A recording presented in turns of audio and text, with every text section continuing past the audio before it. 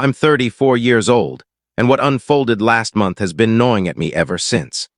My father handed over our family business to my favored younger brother during his 60th birthday celebration, prompting me to walk away and build a competing enterprise that ultimately surpassed them.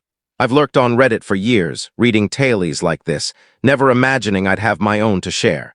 But now, I need to unload this burden because it's consuming me. This saga began in my childhood but exploded 2 years ago. To grasp how I succeeded, you need to understand my family's toxic dynamics. My father, Robert, now 62, founded Harrington & Sons, a mid-sized construction firm in the 1980s.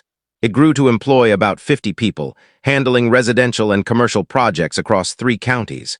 Growing up, that company was our family's obsession. Every meal was filled with talk of contracts, crew performance, and supplier deals. The & Sons referred to me and my younger brother, Ryan, who's 29. From the time we could toddle, Dad declared, "One day, you boys will inherit this empire I've built," often while poring over blueprints at the kitchen table. But things went awry. Dad decided Ryan was the true builder while I was a burden he had to tolerate. Ryan was the golden child, athletic, charismatic, and a natural at fixing engines by 14. His confidence captivated people, and Dad was smitten. "Look at Ryan," he'd brag to anyone listening. "That kid's a born leader made for this industry." I, on the other hand, was the studious one, diving into business management, cost analysis, and earning certifications in project management software. I spent summers sweating on Dad's job sites, but instead of praise for mastering the technical side, I was scolded for not being hands-on enough. The breaking point came at 19 when I suggested digitizing the company's operations. It was 2009, and Dad still relied on paper for estimates, schedules, payroll, and inventory, a logistical mess. I found software that could streamline everything, cut costs, and reduce errors. Dad's response: "Real builders don't need computers, son. We construct with our hands, not by staring at screens." Ryan, then 14 and barely able to wield a hammer, chimed in, "Yeah, Mark, construction's about getting your hands dirty, not messing with tech." This became the pattern of my life. Every attempt to modernize the business was dismissed as overcomplicating things. Dad once told me, "College is fine, but this is the real world. You can't learn construction from books." Ryan dropped out of community college after 1 semester because he wasn't into it. Dad's reaction: "Smart move, son. Real men learn by doing." Meanwhile, I worked for Dad through college and beyond, hoping he'd see I understood the business better than anyone.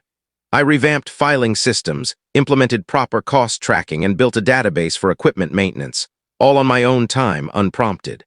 But at every family gathering, company event, or client meeting, the narrative was the same.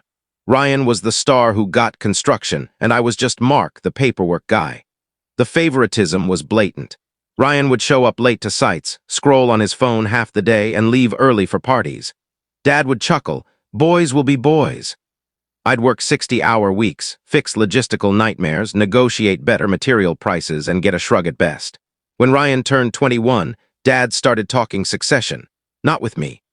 I overheard Mom on the phone with her sister, revealing Dad's plan to give Ryan more control, despite Ryan never managing anything beyond a small framing crew. I confronted Dad 3 years ago at 31, after a decade with the company. I'd just delivered our biggest contract yet, a $2.3 million office project, under budget and ahead of schedule. "Dad," I said during a break, "we need to discuss the company's future. I've got ideas for growth, maybe exploring niche markets I've researched." He cut me off. "Mark, you do solid work, but leading this company requires a different kind of man. Ryan's got the natural authority crews respect. You're more of a behind-the-scenes guy, and that's okay. Every leader needs someone to handle the details." That conversation haunted me for months. Behind-the-scenes guy. After all my contributions, streamlining processes, saving money, I was just support. The real blow came 2 years ago at Dad's 60th birthday party. He'd booked a private room at a steakhouse, inviting family, key employees, and major clients. I thought it was just a celebration. I was wrong. Midway through dinner, Dad stood, clinking his glass. "Thanks for being here tonight. Turning 60 has me thinking about legacy and the future of Harrington & Sons." My gut twisted. I knew what was coming. "This company is my life's work," he continued, "but it's time to pass the torch. I'm thrilled to announce Ryan Harrington as the new president of Harrington & Sons, effective immediately." The room erupted in applause. Ryan leaped up, grinning like he'd hit the jackpot, and hugged Dad. Mom was teary-eyed with pride. I sat frozen, watching my future handed to my younger brother in front of 40 people.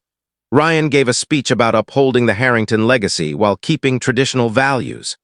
It was nonsense. He couldn't differentiate profit margins from markups, but everyone ate it up.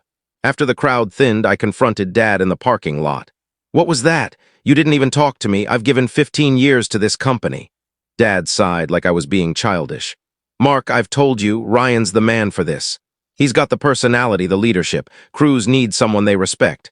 "Respect?" I snapped. "Half our guys come to me for technical advice. I'm the one who—" Dad interrupted. "You're great at the technical stuff, but running a construction company isn't about spreadsheets. It's about toughness, making hard calls, commanding respect." I laughed bitterly. "Ryan's never managed a budget over $50,000. He doesn't know insurance requirements or how to read complex blueprints." Dad's face hardened. "Ryan's the future because he's man enough to handle it.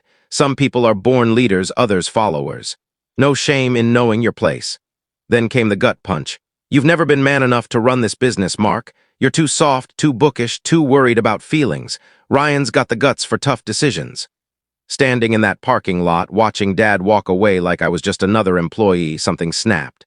If I wasn't man enough for Harrington & Sons, I'd prove my worth by building something better. The next morning, I walked into Dad's office and quit. "You're making a mistake," he said, not looking up from his papers. "Where will you go? You've never worked anywhere else." I didn't answer. "Don't worry about me, Dad. I'll manage." He didn't know I'd been preparing for months. Late nights at the office, I'd cataloged everything. Client lists, supplier contacts, pricing models, and project protocols. I'd mapped out Harrington & Sons' strengths and, more importantly, its weaknesses. I'd also built relationships. Construction thrives on connections, and over 15 years, I'd earned trust with subcontractors, suppliers, and clients who valued my precision and reliability. Dad thought Ryan's charm was key, but most repeat business came from clients who knew I'd personally oversee their projects. Within a week of quitting, I filed paperwork for Pinnacle Construction Solutions. The name was deliberate. Pinnacle for top-tier quality, solutions for problem-solving. I started small, using savings to lease a modest office, buy equipment, and hire 2 former Harrington & Sons employees fed up with Ryan's sloppy leadership.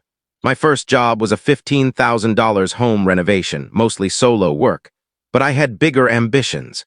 Harrington & Sons' biggest flaw was its resistance to technology. Dad's old-school methods bled money through poor scheduling, weak cost tracking, and communication gaps. I invested heavily in construction management software, project tracking tools, and mobile tech for field crews. While Harrington & Sons used paper timesheets, my team had tablets for accessing blueprints, filing daily reports, tracking materials, and communicating instantly. The efficiency was staggering. I could bid jobs accurately with real-time cost data, catch issues before they ballooned, and schedule precisely because I knew where my crews were.